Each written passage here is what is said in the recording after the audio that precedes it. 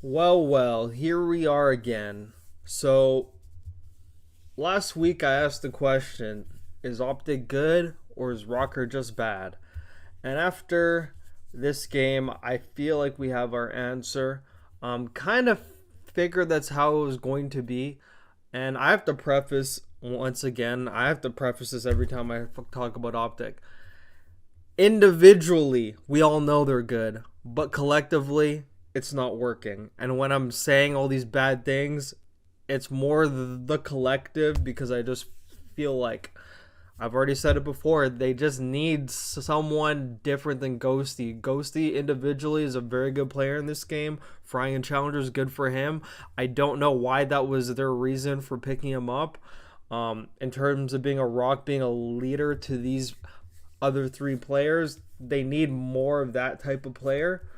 I knew it even before Ghost even played a game. Even when they announced it, I knew it was like a fucking weird move. But so we're just gonna go through some examples that OpTic made. I knew if NYSL won the first map, it was going to be a 3-0, and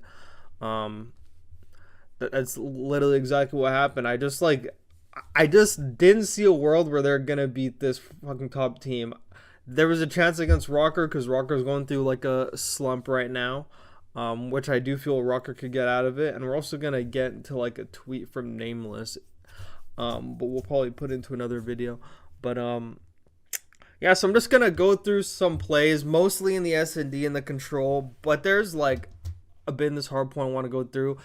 Just some things I thought were weird and unnecessary, and just overall. So for the first half of this hard point, it was pretty even.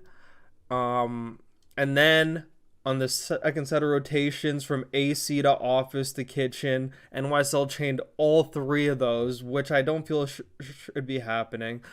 To hold the majority of three hills back to back to back, like, I don't know. Especially on a map like Embassy where it's more mixy with SMGs.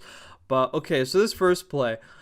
I don't know why it was so important with 10 seconds left on the hill for Shotzi to go and fight for this scrap time instead of helping number 8, number 5 in the back with the next rotation to Office Hill. I felt like this kind of unnecessary. You literally have Ghosty and Shotzi trying to kill Skies for fucking scrap time, which makes no sense. Which literally makes no sense. And off of that, you see him spawn in the middle of the map. So now they essentially have a 4v2. Hydra kills number 3, Dashy in the back, and they have 4 people already at the next hill.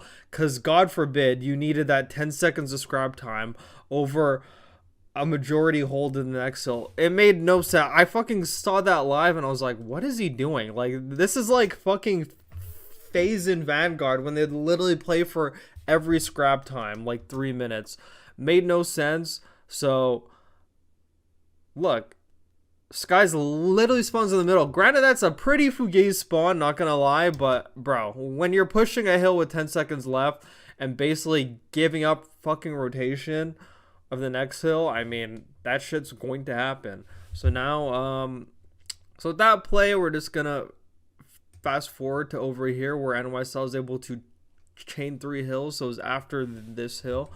So OpTic actually does a good hold majority time. NYSL making the smart play. They just gave that up because they realized top AC is a literal money hill. If you could get a good setup on top AC, then you could milk the fucking time. And even if like you give them scrap time on the other hill, like you could literally make it all back from top AC. So NYSL recognizes that they have number 5 already top AC. You see either 2 guys spawn there, one goes across, dies, Skies gets this kill, he goes, and then Hydra realizes they already have his setup, so he could kind of roam and go get some kills, maybe like stop the time, but he's still gonna get a good spawn after that, I'm pretty sure. Yeah, he literally spawned on the hill. Fuck, some of these spawns, I don't know, but when you have fucking number 3 blocking that shit, and then you have a guy on the hill, guy there, he's not gonna spawn behind, he's gonna spawn on his fucking teammates. And these people play this map every day. I kind of feel like these are certain things that they should be expecting. Like if they're blocking off certain parts of the map, then it's literally just gonna like spawn a person on their teammates.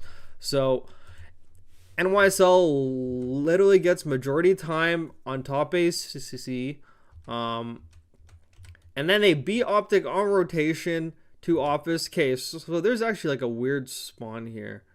I'm pretty sure it was Hook.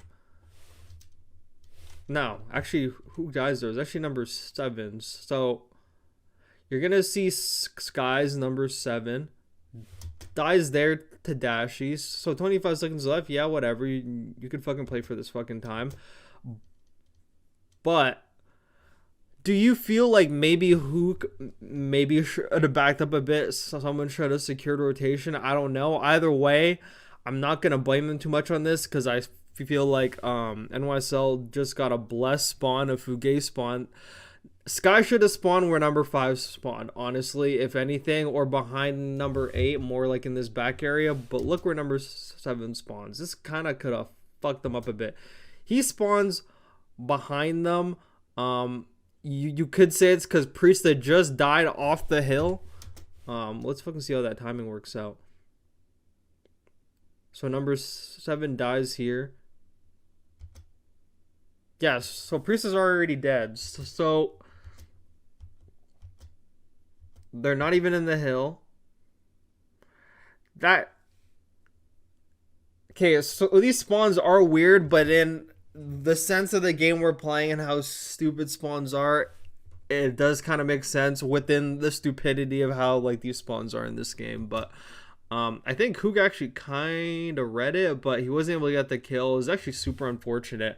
But because of that kill, NYSL was able to out-trade OpTic in the back, get a good hold on this, and then also beat them to kitchen, out-trade them. OpTic held it for a little bit. NYSL broke it, and they literally were able to get majority time on 3 back-to-back hills, which actually gave them a good lead.